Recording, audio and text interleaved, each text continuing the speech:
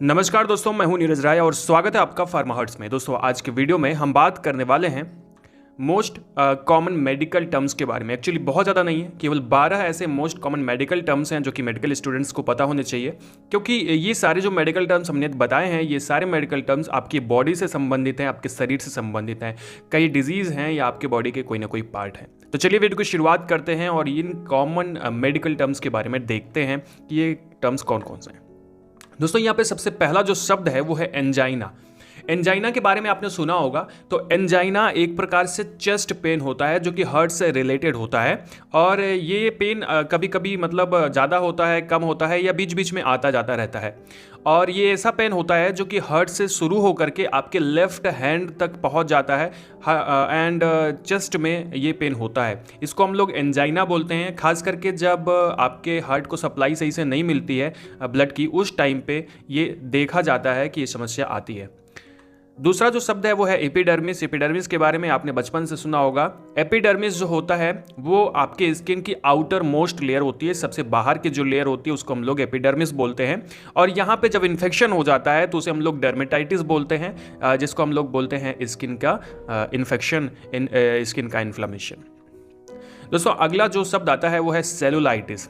आपने सेलुलाइटिस का नाम कभी ना कभी सुना होगा, पर क्या इसके बारे में पता था और नहीं पता था तो ये पता चल जाएगा आपको कि सेलुलाइटिस का मतलब होता है कि आपकी जो स्किन के नीचे जो टिश्यूज़ होते हैं उसमें इन्फ्लामेशन या इन्फेक्शन हो जाना, तब उसको हम लोग बोलते हैं सेलुलाइटिस। कहने का मतलब आपकी जो स्किन के नीचे टिश्यूज हैं उसमें अगर सोथ हो गया है तो वो कहलाती है सेलुलाइटिस।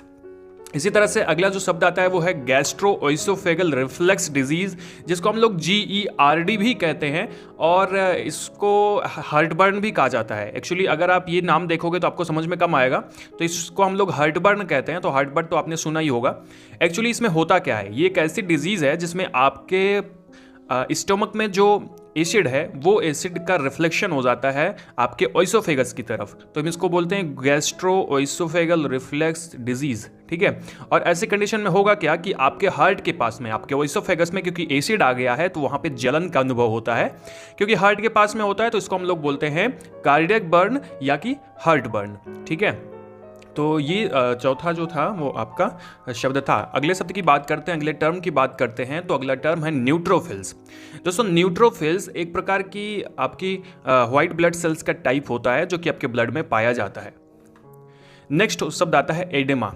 एडेमा का मतलब होता है, इसको कुछ लोग ओडेमा भी बोलते हैं, ओडेमा भी बोला जाता है, एडेमा भी बोला जाता है। तो इसका मतलब होता है बॉडी के किसी भी पार्ट में जो स्वेलिंग होती है उसको हम लोग, सूजन जो होती है उसको एडेमा बोलते हैं। अब ये सूजन किसी भी वजह से हो सकती है, देखा गया है कि ज़्यादातर फ्लूइड के भरने की वजह से ये अगर स्वेलिंग है तो उसको हम लोग एडिमा बोलते हैं।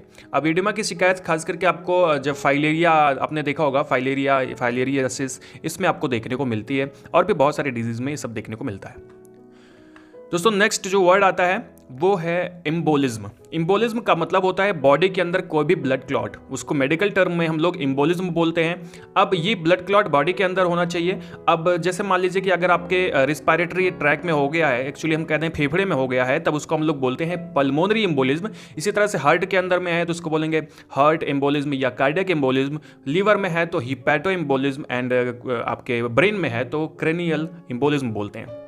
तो दोस्तों एम्बोलिज्म का मतलब होता है कि आपके बॉडी के अंदर कहीं पे ब्लड क्लॉट हो गया है। नेक्स्ट आता है सूचर। देखो सूचर जो है वो एक मेडिकल टर्म है जो कि किसका टर्म है, स्टिचेस का। जैसे जो टाका लगता है उसको हम लोग सूचर्स भी बुलाते हैं। नेक्स्ट टर्म आता है पॉलिप। दोस्तों पॉलिप क्या होता है, तो आपकी बॉडी के अंदर जो थिन टिश्यूज हैं उनकी ज़्यादा ग्रोथ जो होती है वो पॉलिप कहलाती है, जिसकी वजह से हो सकता है कि स्किन मोटी हो जाए, या फिर वह जहाँ पे मतलब ग्रोथ हुई है वो जगह मोटी हो जाए।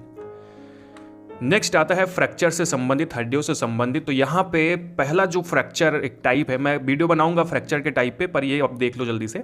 इसको हम लोग बोलते हैं कंपाउंड फ्रैक्चर। ये कंपाउंड फ्रैक्चर इसका किसको बोलते हैं, मान लीजिए आपकी, एक्चुअली आपकी नहीं, किसी की, मान लो अगर किसी की इसके बोन टूटी हुई है और बोन टूट करके वो स्किन से बाहर आ जाए, तो उसको हम लोग बोलते हैं कंपाउंड फ्रैक्चर। इसमें ब्लड आता है, ब्लड दिखाई पड़ता है क्योंकि स्किन को चीर करके ही बोन बाहर आ जाती हैं, तो that is a compound fracture. Next होता है कम्युनिटेड फ्रैक्चर। ये भी एक फ्रैक्चर होता है। इस फ्रैक्चर में होगा क्या कि बॉडी के अंदर जो बोन है जो टूटी हुई है वो मतलब कई जगह से अगर टूट जाती है, बॉडी के अंदर ही कई जगह से टूट जाती है, तो इसको हम लोग बोलते हैं कम्युनिटेड फ्रैक्चर।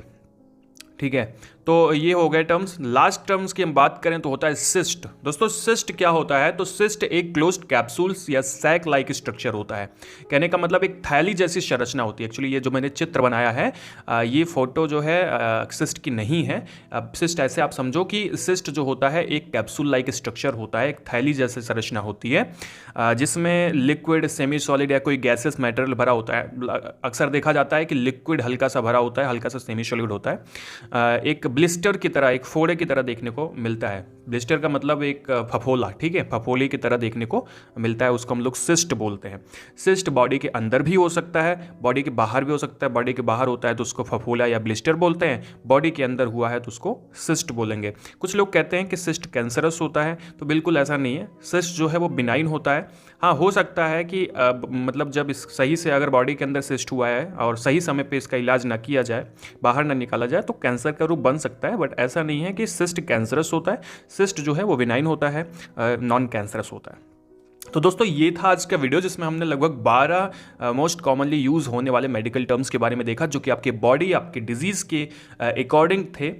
मिलते हैं नेक्स्ट वीडियो में। इस वीडियो से अगर आपको कुछ भी इन्फॉर्मेशन मिला हो तो चैनल को सब्सक्राइब कर दीजिएगा इस तरह के वीडियो देखने के लिए, मेडिसिन से रिलेटेड वीडियो देखने के लिए। और अगर कर दिया है चैनल को सब्सक्राइब तो बहुत बहुत धन्यवाद। मिलते हैं नेक्स्ट वीडियो में। वीडियो कैसा लगा कमेंट में जरूर बताइएगा। हमें इंस्टाग्राम पर जरूर फॉलो करिएगा, वहाँ पर मेडिसिन से रिलेटेड आपको छोटे छोटे शॉर्ट वीडियो देखने को मिल जाते हैं।